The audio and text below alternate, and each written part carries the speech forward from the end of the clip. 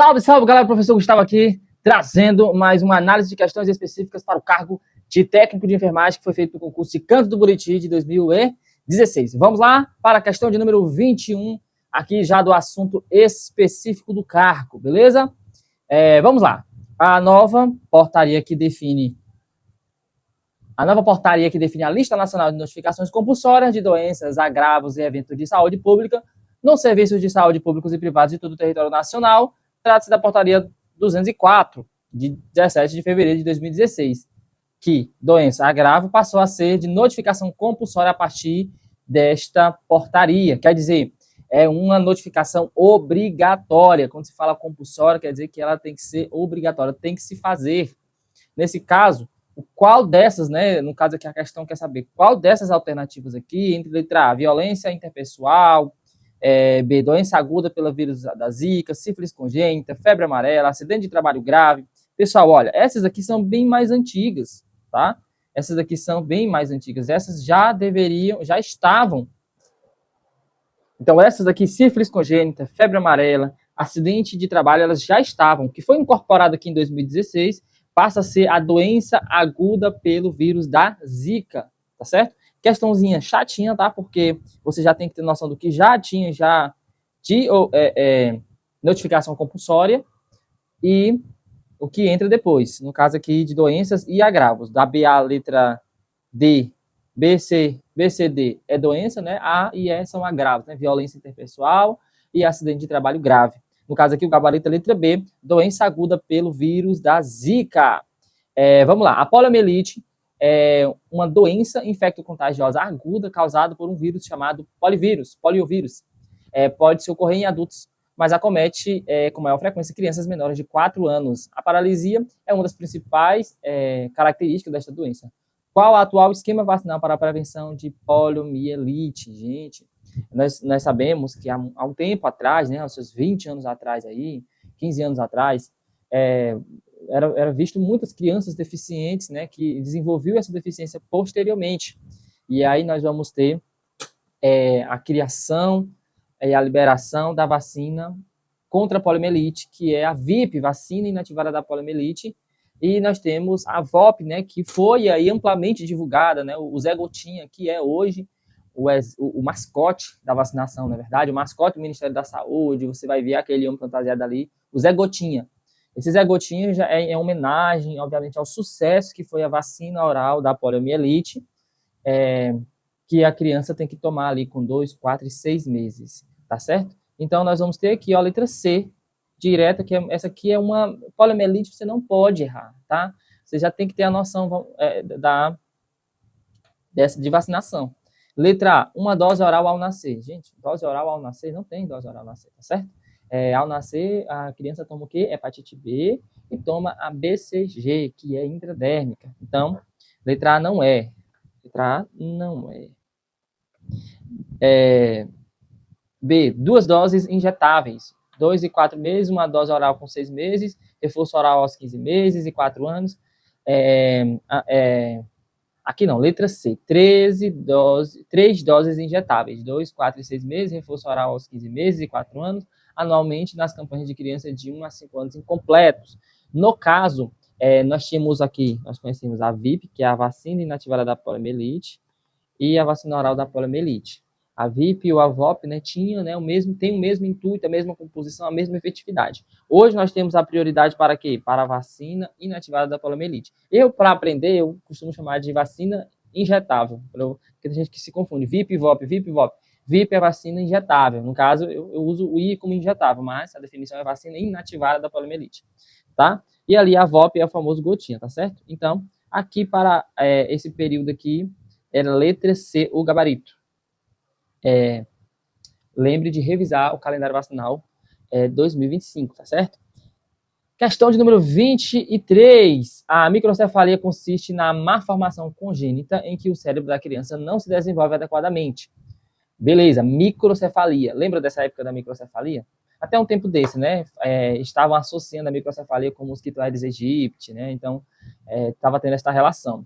Além da zika, chikungunya, da dengue, A microcefalia e macrocefalia estavam associados. Vamos lá. Vários fatores podem provocar malformação, tais como substâncias químicas, agentes biológicos, como bactérias e vírus. Recentemente, pesquisas comprovam a relação entre o vírus Zika e a microcefalia. Segundo os novos parâmetros baseados na recomendação da Organização Mundial da Saúde, são considerados bebês microcefálicos, que é um bebê com microcefalia.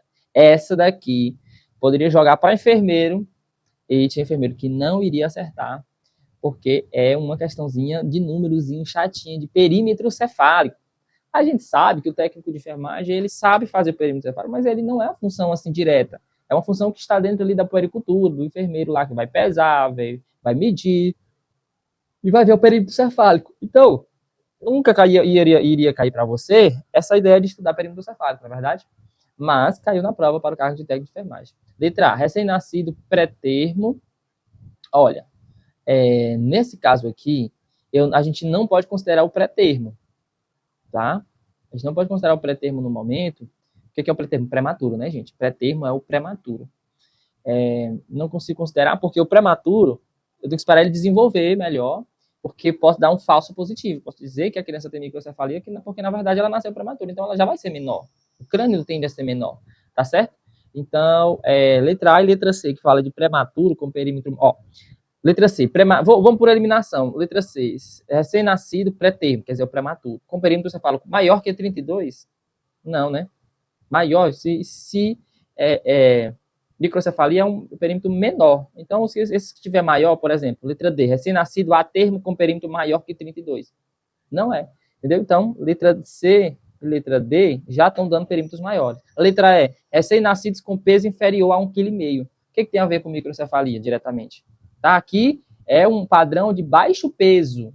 Qual é o peso ideal? 2,5. Né? 2,5. Agora, menor que 1,5 já é o baixo peso extremo, tá? Baixo peso extremo. Então, nesse caso aqui, o baixo peso aqui foge até do assunto, tá certo? Então, se você observar, por mais que você, meu Deus, microcefalia, Zika, e agora? Isso aí quem faz é o enfermeiro. Preste atenção, tá? Fique atento aqui, você vai perceber que não é bicho de 7 cabeças, tá bom? Você vai perceber que não é absurdo. Você já tira C, D e E, você elimina. Por quê? Porque a letra C e a letra D diz que é maior que 32. E o microcefalia é um perímetro menor. Então, por lógica, tem que ser menor o perímetro cefálico para ser considerado micro. E a letra E não fala nem de perímetro cefálico, fala de quê? De prematuro, né? De criança baixo peso, na verdade. C, D e E tu já tira, então tu fica entre a e a E. E é aqui que tu pega, porque a A e a B. Porque a letra B diz assim, recém-nascidos a termo com perímetro cefálico menor que 31,9 centímetros para meninos e 31,5 centímetros para meninas. Exato, tá certo? Exato. Letra B, o gabarito. Se vocês virem alguns cortezinhos no vídeo, é porque vez ou outra passa um carro buzinando, por mais que eu esteja com o microfone, às vezes aparece, passa um vendedor, agora passou um vendedor, aí eu dei um pausezinho para não pegar o áudio. Questão de número 24. Parasitose de pele causada por ácaro que deposita seus ovos em lesões em forma de vesículas ou pápulas. Caracteriza-se por prurido intenso e esta manifestação clínica se intensifica durante a noite, período de reprodução e deposição de ovos. As áreas mais atingidas são regiões interdigitais, punhos, axilas, abdômen, nádegas e genitais. É transmitido por contato direto com uma pessoa infectada, acomete ambos os sexos em qualquer faixa etária. Essa descrição caracteriza pela doença de... Olha, nós vamos ver aqui elementos de infecções de pele. E aqui nós temos o quê? Perdão, qual a dica que eu sempre dou? Vamos por eliminação. Se a questão ficou muito extensa, muito abstrata, nós vamos por eliminação. Nesse caso aqui, o que ele fala? De uma parasitose de pele. Parasitose de pele. Então, parasita que vai ficar naquela pele. Nesse caso, hanseníase, gente, não é, né? A hanseníase, na verdade, é uma infecção pelo bacilo de Hansen, que vai gerar não só a mancha indolor, né? A principal característica é uma mancha indolor na pele. Nesse caso, nós estamos falando aqui de um parasita que vai colocar vermes, né? Tá aqui, ó, depositar ovos e tal. Nesse caso aqui, a psoríase versicola, a psoríase, É uma doença de pele, que muita gente confunde ela ali com seborreia, aquela pessoa que tem a caspa extrema e tudo, que às vezes fica com aquelas manchas aqui, ó, assim, perto do cabelo e tal. Então, a psoríase, na verdade, ela é uma doença de pele, sim, que vai gerar descamações aqui no cotovelo, no joelho, em regiões articulares, regiões que se ressecam rápido. E tem fator psicológico também envolvido, a pessoa tem algum problema psicológico também que pode estar, uma ansiedade que prejudica essa doença que é autoimune. Então não se enquadra com essa questão aqui de óvulo, ovos em lesão, plurido aqui, tá entendendo? Nesse caso, nós vamos ter aqui a letra D. Nós vamos ter aqui a escabiose como gabarito. Por que escabiose? Porque está associada justamente a essa deposição de ovos em lesões, nessa forma de vesícula, pápulas, né, que geram plurido intenso, né, tá entendendo? E manifestações clínicas se intensificam durante a noite. Então, nós vamos ter ali a questão que envolve também as partes da axila, punho, regiões interdigitais. Então, uma questãozinha ali que tende a te confundir bastante. Você pode confundir com a dermatite de contato, mas no caso aqui, a dermatite de contato, ou você pode confundir com a pediculose, mas a dermatite de contato aqui no caso, explicando essa, o que é dermatite? Inflamação de pele associada a contato, né? Que passa de uma pessoa para outra. Aqui nós vamos ter uma patologia, mas não algo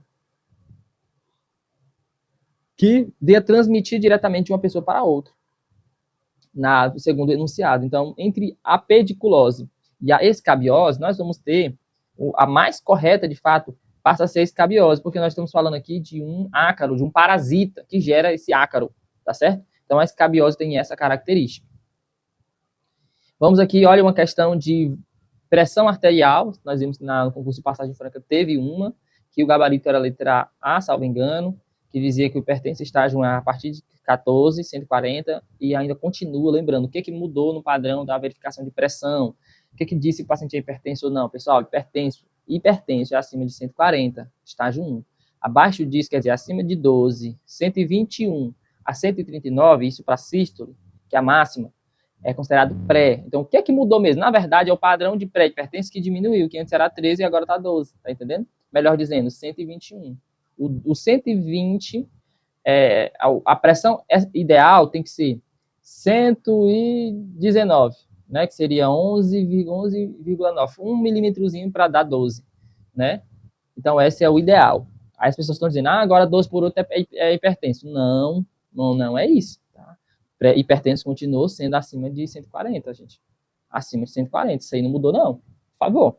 Mudou foi o padrão de pré, que era 13, agora está 12. Quer dizer, isso aqui é para as pessoas se cuidarem. Para as pessoas irem atrás, porque muita gente adquirindo hipertensão por desconhecer o seu risco, tá? Vamos lá. Após examinar um paciente do sexo masculino,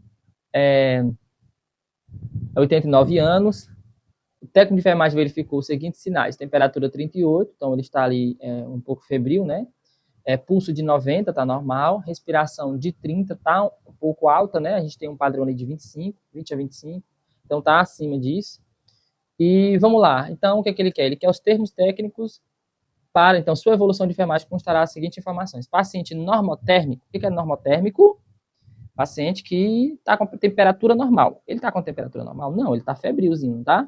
Na verdade, ele já está com febre. Então, normotérmico não, normotérmico não, normotérmico não. Tá certo? Então, isso é nítido. Ele está com a temperatura normal? Não tá? Letra D, hipertérmico. Letra E, hipertérmico, tá certo, ele está com hipertermia. Segundo, letra D aqui, no caso, taquicárdico. Batimento de 90 batimentos por minuto. É taquicárdico, gente? Qual é o normal do pulso? De 60 a 100 batimentos por minuto. Se ele está abaixo de 60, ele vai estar bradicárdico. Se está entre 60 e 100, ele vai estar normocárdico. Se estiver acima de 100, taquicárdico. Tá? Então,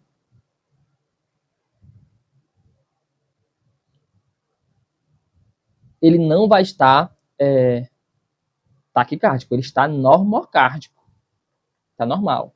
Então, aqui nós vamos ter o gabarito letra E. Vamos conferir, só conferir aqui, ó. Temperatura 38, hipertérmico.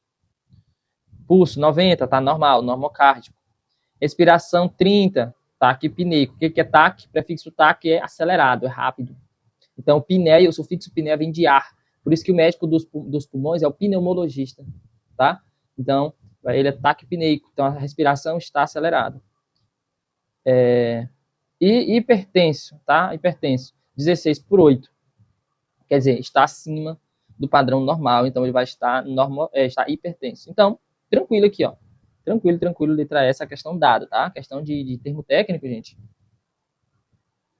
Vamos lá. A resolução COFEN 423 de 2012 normatiza a participação dos profissionais de enfermagem na atividade de classificação de risco. Baseado nessa resolução, compete ao profissional técnico de enfermagem. Letra A. Realizar o exame físico do paciente? Não, gente. Quem realiza o exame físico? É o enfermeiro e o médico.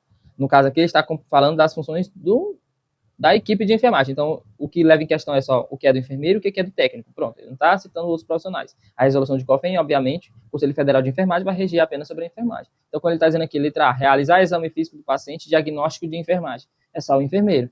Então, isso aqui é uma questão sobre atribuições do cargo. Vai cair? Com certeza. Com certeza vai ter pelo menos uma questão de atribuições de cargo. É grande chance imensa, tá? Letra B. Executar os cuidados de enfermagem de maior complexidade. Não, gente. É de menor complexidade. A atribuição do técnico, né? Essa de maior complexidade é do enfermeiro. Letra C. Realizar consulta de enfermagem de cuidado direto ao paciente com risco de vida. Você pode até prestar um cuidado a um paciente direto com risco de vida. Um paciente com parada cardíaca, tu pode fazer massagem, fazer medicação nele, junto com toda a equipe, beleza. Agora, realizar consulta é apenas do enfermeiro. Então, não é. Letra D. Agir no exercício das suas funções em grau auxiliar, de acordo com o protocolo pré-estabelecido, supervisionado e orientado pelo enfermeiro. Letra D, eu acho, né? Letra E. Avaliar criteriosamente o paciente, com habilidades fundamentadas em rigor técnico-científico, e realizar procedimentos de classificação de risco. Não, olha, aqui avaliar criteriosamente o paciente, com habilidades. Olha, nesse caso aqui, nós vamos ter o gabarito, obviamente, é a letra D, né? A letra D vem falar da função de grau auxiliar, sendo supervisionado pelo enfermeiro, tá? Então, bonitinho, o gabarito é a letra D, sem dúvidas. Só que se tu ficar em dúvida com a letra E, que diz assim, avaliar criteriosamente o paciente com habilidade fundamentada em rigor técnico-científico e realizar o procedimento de classificação de risco. Vamos lá, o que é a classificação de risco? É a classificação de Manchester, que vai ter 5 níveis, segundo a classificação internacional de Manchester, e vai ter 4 níveis, segundo o Ministério da Saúde. Você que assistiu a aula de Primeiros Socorros, foi Primeiros Socorros? Que já está gravada, disponível para você. Se você não tem essa aula, me avise para eu mandar o link.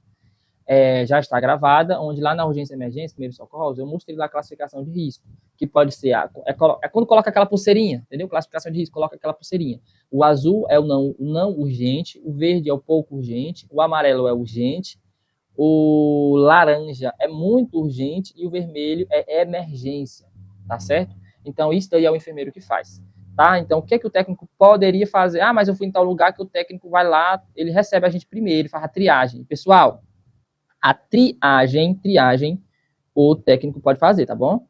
Triagem. Epa. Ó, a triagem o técnico faz, que é a verificação dos sinais vitais. A triagem o técnico faz. Agora, a classificação de risco é apenas o enfermeiro, tá bom? Então, nós vamos ter, obviamente, como mais correta, mais bem completa mesmo, falando sobre o cargo do técnico, porque ele está perguntando a atribuição do técnico. Todas as outras são atribuições do enfermeiro. Letra D, o gabarito. Questão de número 27. Que doenças são classificadas como doenças sexualmente transmissíveis? Né? Hoje nós vamos ter esse termo já chamado de IST, infecção sexualmente transmissível. Não quer dizer que necessariamente a pessoa vai ter, ela vai ser infectada, mas ela pode não desenvolver a doença, tá? Então, agora a gente chama de IST, porque é uma infecção. Nesse caso, tuberculose, gente? Não, né? Gonorreia, herpes e candidíase. Essa aqui é o trio que todo mundo conhece, né? Quem estuda já sabe que vai gonorreia, herpes e candidíase. HPV, hanseníase. Hanseníase não, né, gente? Condiloma acuminado, difteria, tétano. Não, meu povo. Linfogranuloma, venéreo, diabetes. Claro que não. Gabarito, letra B. Questão dada, gente. O que é DST? Tu vai lembrar. Gonorreia, herpes, cândida. Candidíase. Questão de número 28. No Brasil, a deficiência de vitamina A é um problema de saúde pública preocupante, atingindo sobretudo a região nordeste.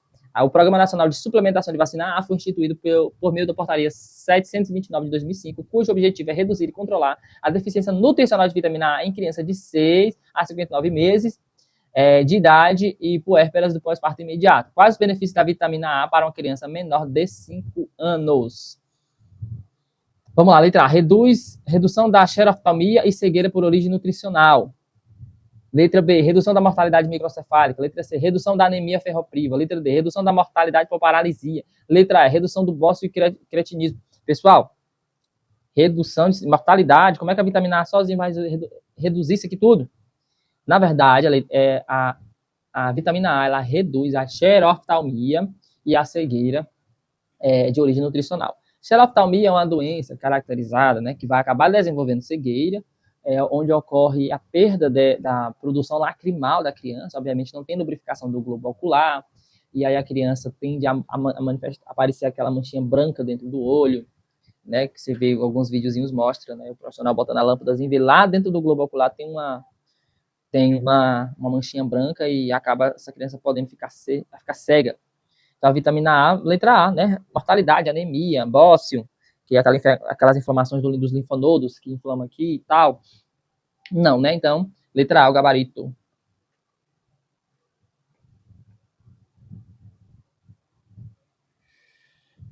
Questão de número 29. O SUS tem como princípios a universalidade, a equidade, a integralidade. Em que consiste o princípio da equidade? Era para ter uma interrogação, né? No caso aqui. Em que consiste o princípio da equidade? Mas era para ter uma interrogação. Letra A. Garantia de atenção à saúde a todo e qualquer cidadão. Garantia de atenção à saúde a todo e qualquer cidadão. O que é isso, gente? Isso é universalidade. Quando eu falo todo mundo tem direito, é universalidade. Eu quero o conceito de equidade. B. Garantia de atenção à saúde do sujeito como um todo, dos diferentes níveis de complexidade, sem o fracionamento do cuidado. O que é isso? Quando eu falo atender o indivíduo como um todo. Integralidade. Lembra dos princípios do SUS? Você não pode esquecer. O princípio do SUS é indiscutível. Você não pode esquecer de princípio do SUS. Os princípios do SUS são os princípios que regem, né, não só os mais conhecidos, mas como tem outras diretrizes também. Vão estar distribuídas ali na Constituição Federal, do artigo 196 ao artigo 200, e melhor explicados na Lei 8080, que é um material que eu já mandei para você, que você precisa ver esse material sobre a Lei 8080. E a história do SUS, que já vai falar desses princípios. Nós vamos lembrar dos princípios doutrinários e princípios organizacionais ou organizativos. Os princípios doutrinários falam a respeito de doutrina, de modo de pensar. Tá entendendo? Então, princípio doutrinário do SUS é universalidade, todo mundo tem acesso. Integralidade, o indivíduo tem que ser atendido por completo. E equidade, onde eu vou dar uma atenção a mais para aquele paciente que precisa de mais atenção, para que ele consiga ter um acesso igual. A igualdade é eu abrir as portas da UBS e dizer, vem todo mundo. A equidade é eu ir lá na casa da pessoa ou eu mandar buscar aquela pessoa para que ela tenha acesso. Então, equidade é diferente, não é privilégio. O que é privilégio? Eu tenho duas pessoas em pé de igualdade. Eu dou privilégio para um, eu coloco ela na frente da fila, eu estou privilegiando. Não existe isso no SUS, tá certo? Então, a equidade é aquela pessoa que já estava lá embaixo e eu estou tentando melhorar a situação, tentando deixar igual. Então, a equidade ela tem por objetivo trazer uma igualdade. É quando eu dou um privilégio não. É quando eu dou uma atenção melhor àquele mais necessitado para que ele tenha direitos iguais. É tratar diferente o diferente, tá? Para que ele tenha direitos iguais. Letra C. Garantia de atenção à saúde de acordo com as diferentes necessidades, visando diminuir as desigualdades entre os cidadãos. Só que eu acabei de falar aqui, né, de uma forma mais bem direta aqui, ó. Garantia da atenção à saúde de acordo com as diferentes necessidades. O cadeirante, o deficiente visual, o deficiente auditivo, eu vou dar uma atenção melhor para eles. Por quê? Porque eles têm mais dificuldade. Se eu quero que ele tenha acesso a todo o serviço, entendeu? Se eu quero que ele tenha acesso a todo o serviço, eu vou dar, sim, uma atenção melhor para ele. Isso não é nada de errado. Letra D. Garantia de distribuição das responsabilidades quanto às ações e serviços de saúde entre os vários níveis de governo. Garantia de distribuição de responsabilidades. Letra E. Garantia de contratação de serviços privados para insuficiência do setor. Não. Letra C. O gabarito.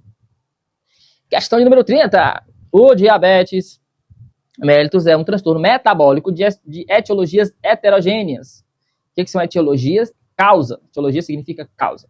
Heterogênea quer dizer, aqui eu poderia simplificar, né? Poderia dizer assim, ó, diabetes mellitus é um transtorno metabólico de causas diferentes, de diversas causas, tá entendendo? Ou multifatorial.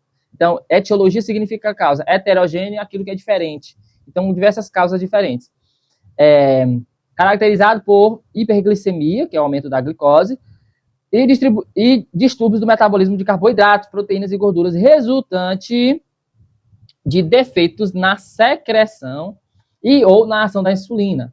Ao diagnóstico de diabetes mellitus, a maioria dos pacientes inicia o tratamento com mudanças de hábitos de vida ou também agentes orais. Contudo, para algumas situações, a insulinoterapia é recomendada de imediato, podendo ser definida ou definitiva ou temporária. Que a ação não é recomendada durante a preparação da aplicação de insulina. Que a ação... Olha, tem professor, gente, que diz assim, olha, quando você vê esse texto grande, vai lá pro final que ele diz o que ele quer. Tá entendendo? E aqui, aí eu não sou muito de orientar isso, porque vai que, não sei, vai que não dá certo, tá? Então leia tudo. Mas se você fosse ler só a última linha, as últimas linhas, diz assim, ó, que a ação não é recomendada durante a preparação e aplicação de insulina. Então é mais direto. Letra A, o frasco de insulina deve ser rolado gentilmente entre as mãos para misturar antes de aspirar seu conteúdo. Fazer tipo assim, ó. Gentilmente para misturar. Não tem isso na literatura, não. Letra B, o local deve ser pinçado levemente entre dois dedos e a agulha deve ser introduzida completamente no ângulo de 90 graus. Pinçar, você fazer isso aqui, ó. Não. Você não faz essa...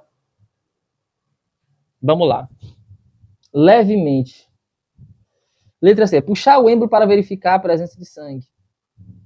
Ele quer a incorreta, né? Então vai ter 4 corretas. Vamos lá, letra B. Letra C, puxar o êmbolo para verificar a presença de sangue. Não, aqui já matou, né? Aqui já pegou. Puxar êmbolo para ver se vê o sangue, a gente não faz isso, tá bom? Tá erradíssimo. Então, as outras aqui, ó. O frasco de insulina deve ser rolado gentilmente com as mãos para misturar antes de aspirar. Então acho que rolado, né, como eu disse mesmo, só dar aquela misturazinha. Não é uma coisa que você vai ter como rotina, né? Mas, principalmente na NPH, se você for observar, faz sentido, a gente faz isso inconscientemente. Quando você vai pegar a NPH, você dá uma mexidinha porque ela é mais densa, né? Ela é mais branca do que a regular.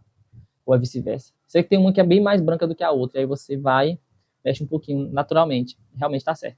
Letra B, o local deve ser pinçado levemente entre dois dedos, e a agulha deve ser introduzida completamente. Fazer aqui só, né, a pinçazinha aqui, separação do tecido adiposo, tá certo. D, esperar 5 segundos após a aplicação, verdade. Você sabia que chegou um paciente na UBS isso aqui foi em Teresina, tava com os alunos, com a glicemia altíssima e tal, e sabe qual era o problema? Não estava aplicando direito. Aplicava e tirava. Aí a insulina voltava. As unidades não entravam. Por isso que tem letra D aí, ó. Esperar 5 segundos após a aplicação, antes de retirar a agulha do subcutâneo, né? Do tecido subcutâneo, para garantir a injeção de toda a dose de insulina, é verdade. Letra E, fazer rodízio das áreas de aplicação de insulina para evitar complicações com hipertrofia ou atrofia do local. Verdade verdadeira. Essa tava de boa porque tem uma aí que você viu que era nitidamente errada, que é puxar, aspirar, ninguém aspira em pele, não. Tecido subcutâneo, não. A gente não aspira nem na vacina, né? Hoje em dia não aspira em vacina. Qual a diferença básica da aplicação de vacina comparada aos outros? A administração intramuscular em outros locais. Que primeiro, a gente não passa álcool, a gente não faz prega, a gente não aspira, a gente não precisa usar luva, não é obrigatório, porque é uma administração rápida, não tem, é comprovado cientificamente, não tem risco direto, apenas a higienização das mãos, o preparo ali, a administração rápida já é suficiente.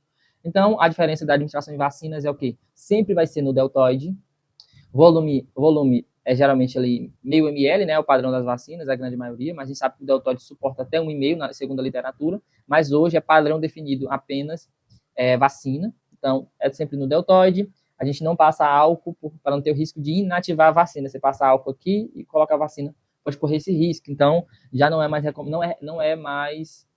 recomendado você passar o álcool. Segundo, você introduziu, não precisa aspirar, porque a chance de pegar um vaso é mínima, mínima, mínima. Então, não tem mais essa obrigação. Enfim, detalhezinhos aí que você não vai ver. E não precisa fazer a prega. Pelo contrário, agora a gente está fazendo uma técnica em Z. É você abrir e deixar a pele rente aqui ao músculo. Por quê? Porque tem pessoas que têm gordura, né? Um braço aqui, pessoas acima do peso. E aí você, às vezes, introduz e pega, às vezes, no tecido subcutâneo. Por quê? Porque o tecido subcutâneo é o tecido de gordura. Ele está abaixo da pele. Só que ele vai estar, às vezes, quando a pessoa tem muita gordura, você, às vezes, pode acabar pegando na gordura.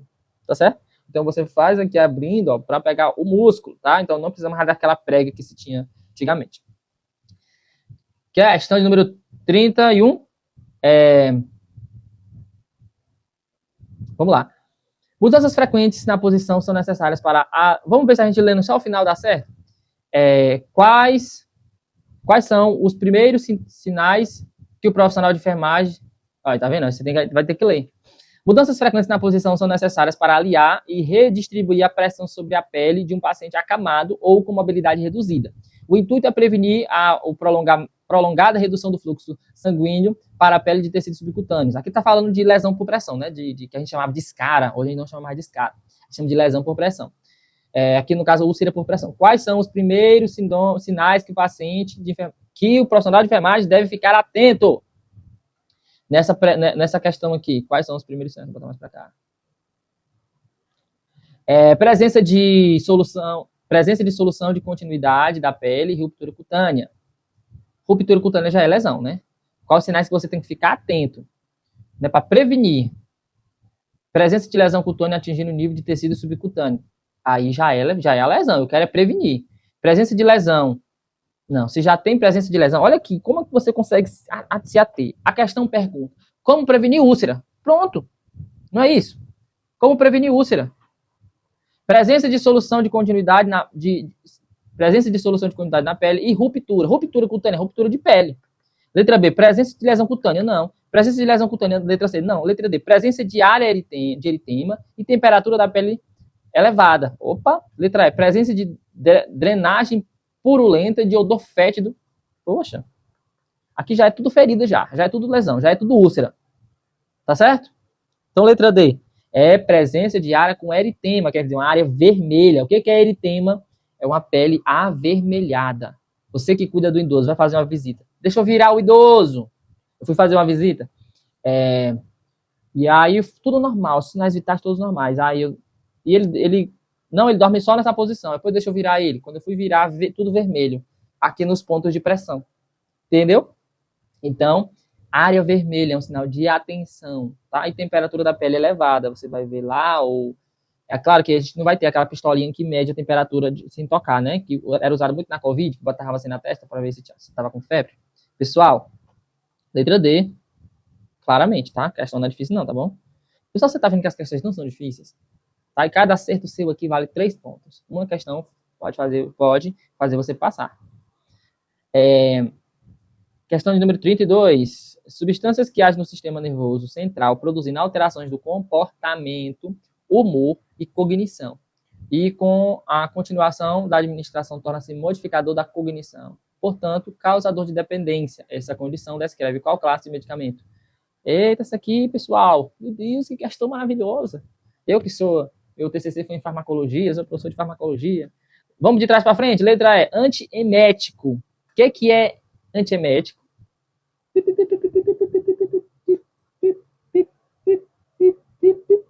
Medicamento para vômito, para náusea e vômito. O que é emese? Emese é aquele mal-estar.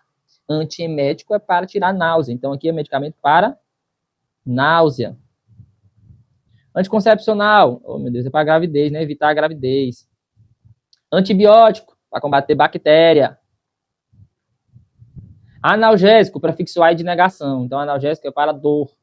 E psicotrópico, age no sistema nervoso central, né, pessoal? Questão aqui é mamão com açúcar. Tá entendendo? Aqui, meu amigo, é mais fácil do que quebrar bolacha molhada. Essa questão aqui, tá? Você não tem nem dificuldade. Só atenção, atenção, atenção. Tá entendendo? Exercite a sua atenção. Tire as suas distrações. Questão de número 33. Bora, meu povo!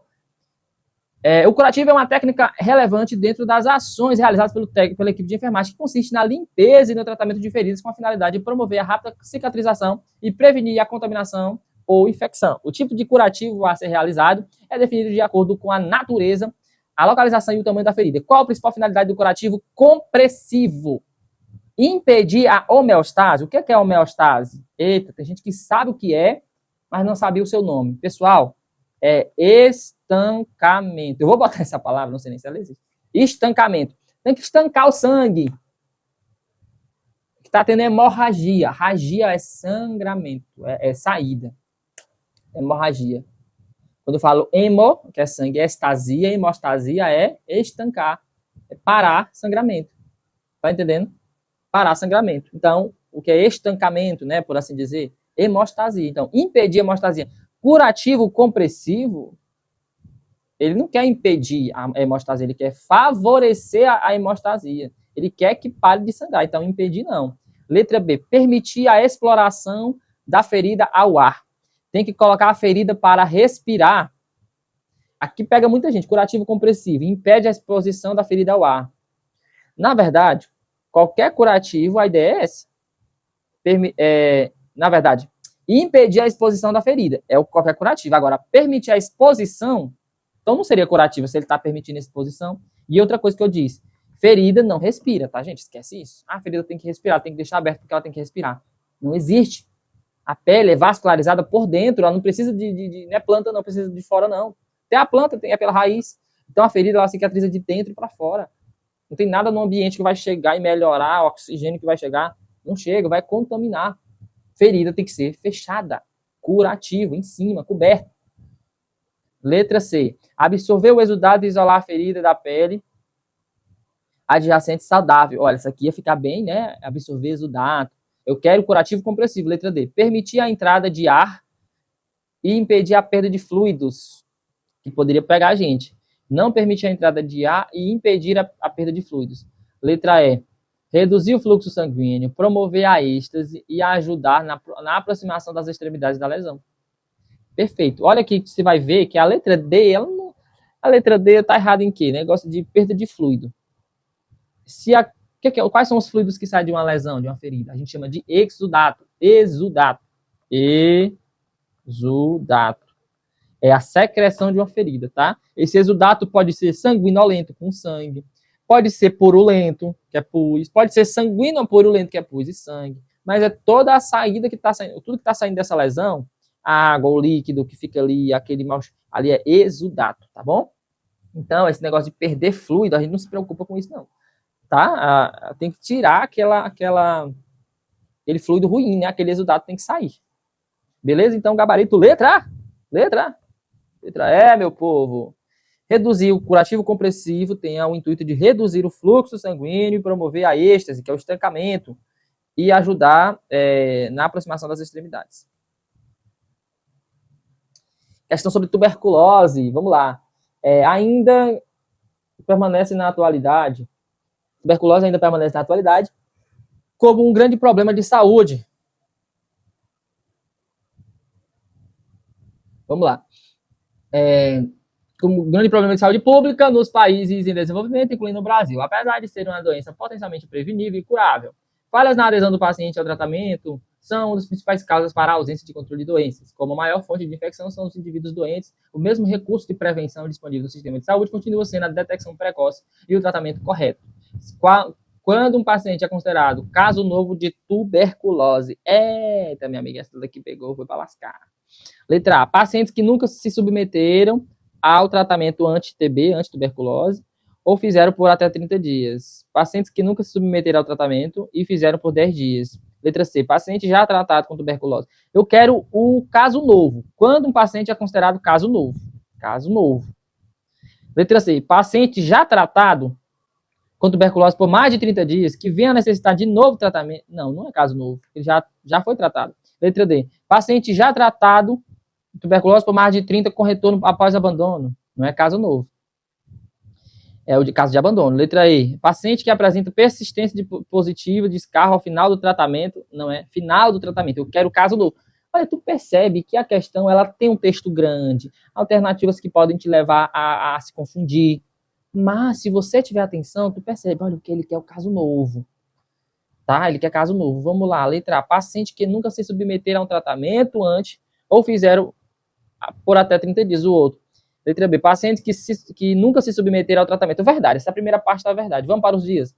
Ou o fizeram por até 10 dias. Não, no caso aqui, letra A. Paciente e o fizeram por até 30 dias. Até 10 dias não. Se ele fizer com 15 ou até 20, ainda é considerado caso novo. Tá? 10 dias está muito restrito. Letra A. Tá certo? Letra A, gabarita, questão de número 34. Segue o fluxo. Sobre a anticoncepção de emergência. O que é anticoncepção de emergência, meu povo? Pílula do dia seguinte. Claro que esse termo a gente nem usa, porque isso é um termo já é chamado de anticoncepcional de emergência. Mas todo mundo conhece como pílula do dia seguinte. Vamos lá.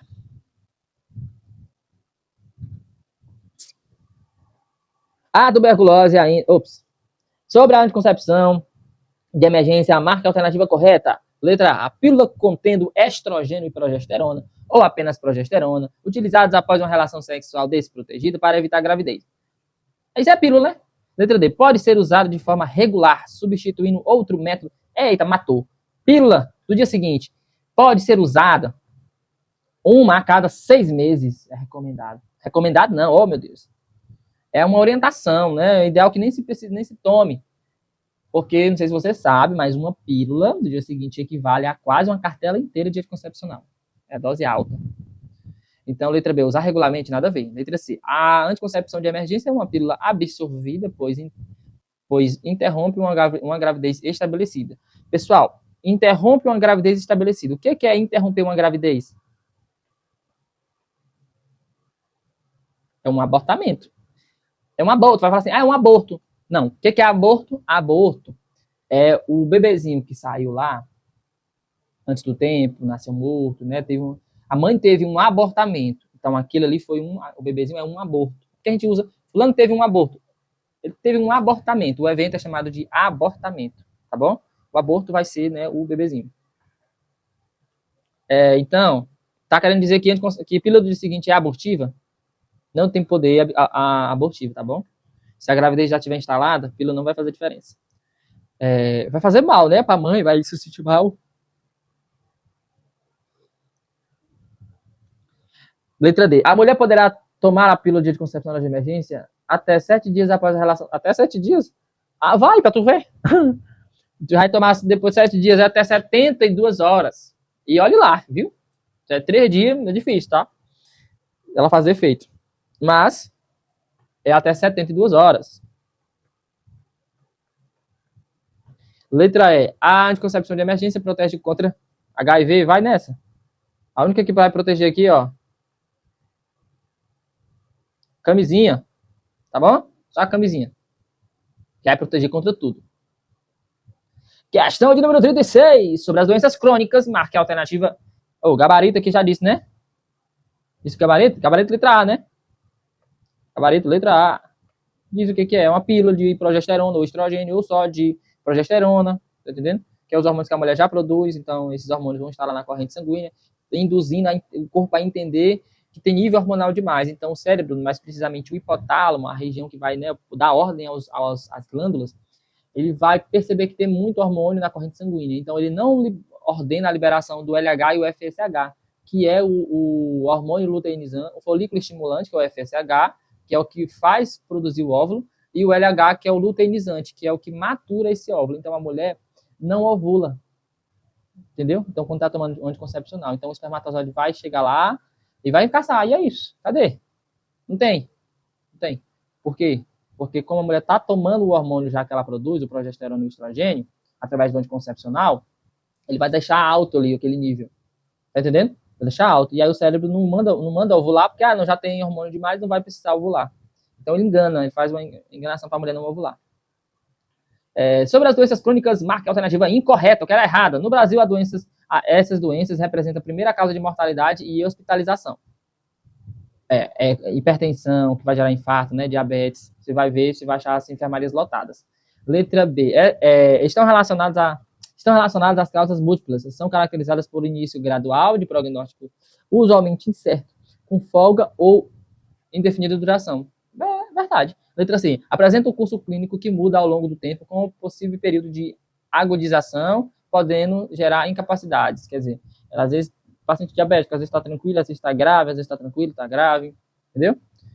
Tá certo. Letra D. Entre essas doenças, as cardiovasculares constituem a grande maioria delas, sendo a hipertensão arterial sistêmica mais prevalente, aumentando progressivamente com a idade. Verdade. Letra E. Requerem intervenções associadas a mudanças de estilo de vida e um processo de cuidado contínuo, tendo sempre a cura como resultado. E, pessoal, olha essa questão. Sobre doença crônica, assim não é incorreta. Aí tu vai lendo. Opa, essa aqui tá certa, essa aqui tá certa, essa aqui tá certa. Beleza, vamos ver se a última tá errada. Vamos lá. Requerem as doenças crônicas, né? Doenças crônicas. Requerem intervenções, beleza. Associadas às mudanças. Vou ficar sem. Associadas às mudanças do estilo de vida em um processo de cuidado contínuo, verdade. Tendo sempre a cura como resultado. Como tu vai garantir cura para o paciente hipertenso, diabético? Aqui tá errada, a questão dada. Pessoal, o que eu tô lembrando aqui? Atenção, fica atento, não precisa de pressa, você vai ter a tarde inteira para fazer a prova do concurso. Vai ser só 40 questões nesse caso aqui, da Banca Legatos. Então fica tranquilo. Fica tranquilo, tá? Não ficou muito confuso? Pula, deixa ela ali para você trabalhar melhor, principalmente se for um assunto que você gosta. Então esse assunto eu sei, eu não posso errar esse assunto que eu mais gosto, tá bom? Questão número 37. Quais sinais e sintomas são característicos do choque hipovolêmico? Esse aqui pegou, viu? Choque hipovolêmico é um choque associado a quando o paciente perde muito volume sanguíneo. Consequentemente, os vasos sanguíneos não vão ter sangue suficiente circulando. E aí, esse choque hipovolêmico, o paciente tende a ficar logo bem para baixo. O paciente tende a ficar fraco, né? Vamos lá. Pressão arterial decrescente, frequência de pulso crescente, pele fria e úmida, sede e palidez.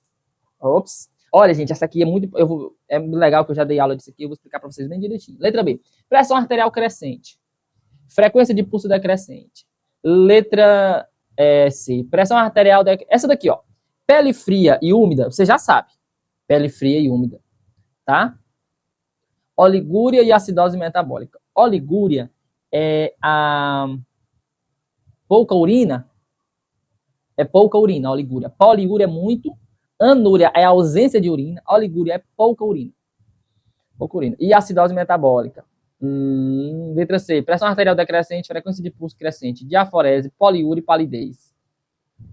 Letra D. Poliúria não vai ter, tá? Porque ele já tá com pouco volume. O corpo não vai botar ele para urinar. Ele vai pegar até da urina e botar para o metabolismo. Você sabia disso? Que quando você não bebe água suficiente, o seu corpo resgata a mesma água das fezes, por exemplo. Por isso que as fezes vêm secas quando o indivíduo não bebe muita água. E essa água vai ser usada de novo no metabolismo, tá? Porque você não bebe. Então, no caso de hipovolemia, o paciente já está perdendo. Então, ele vai sequestrar essa água dos outros órgãos. Letra D. Pressão arterial decrescente. Essa já foi decrescente. Frequência de pulso decrescente. Pressão arterial crescente. Frequência de pulso decrescente. Letra E. Pressão arterial decrescente. Frequência de pulso decrescente. Pele fria e úmida, poliúria e acidose metabólica. Vamos lá. Acidose metabólica. Aqui é algo mais associado a diabetes, tá? Vai ter uma acidose diabética metabólica. Então, a acidose aqui, eu vou tirar ela aqui, tá? Pra gente se situar aqui. Então, eu vou tirar aqui. Essa poliúria não vai ter, porque poliúria já tá colocando para fora. Acidose tira aqui. Poliúria não tem. Olha aqui. Poliúria eu sei que não tem, então tira poliúria. Acidose não está associada à hipovolemia diretamente. Então, já tira a acidose e tira o poliúria. Só vai sobrar a primeira, pressão arterial decrescente, frequência de pulso subindo. Por quê? Porque quando o volume tá caindo, a pressão arterial, que é o quê? É a pressão que o sangue exerce na parede das artérias. Então, tá aqui a artéria. O sangue que passa dentro, ele tá fazendo pressão. Tá entendendo? Fazendo pressão. E essa pressão, ela leva em consideração basicamente dois fatores: volume sanguíneo e resistência vascular periférica, que é a flexibilidade do vaso. Um paciente novo, uma criança, um jovem, pode comer doce, comer um monte de besteira, comer sal, que a pressão não vai aumentar. Por quê? Porque a artéria, ela dilata. No paciente de mais idade, ele perde essa flexibilidade, tá certo? Então a pressão sobe fácil. Nesse caso aqui, o paciente, no caso, a segunda situação que envolve a pressão arterial é o volume sanguíneo, que é o que gera pressão. Então, imagina, todo mundo passar numa mesma porta. Como é que passa? A porta é uma só e quer passar 20 pessoas de uma vez. Não passa. Tá entendendo? Não passa. Então, ó, ela tem que ter... O volume tem que diminuir. Por isso que o paciente hipertenso toma hidroclorotiazida. Porque o hidro, ele ajuda a estimular a produção de urina, que vai diminuir o volume sanguíneo e vai diminuir, consequentemente, a pressão. Tá entendendo? Então, nesse caso aqui, quando o paciente está perdendo volume, a pressão cai.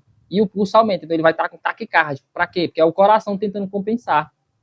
Experimenta pegar uma máquina de lavar. Pegar um tanquinho de lavar roupa.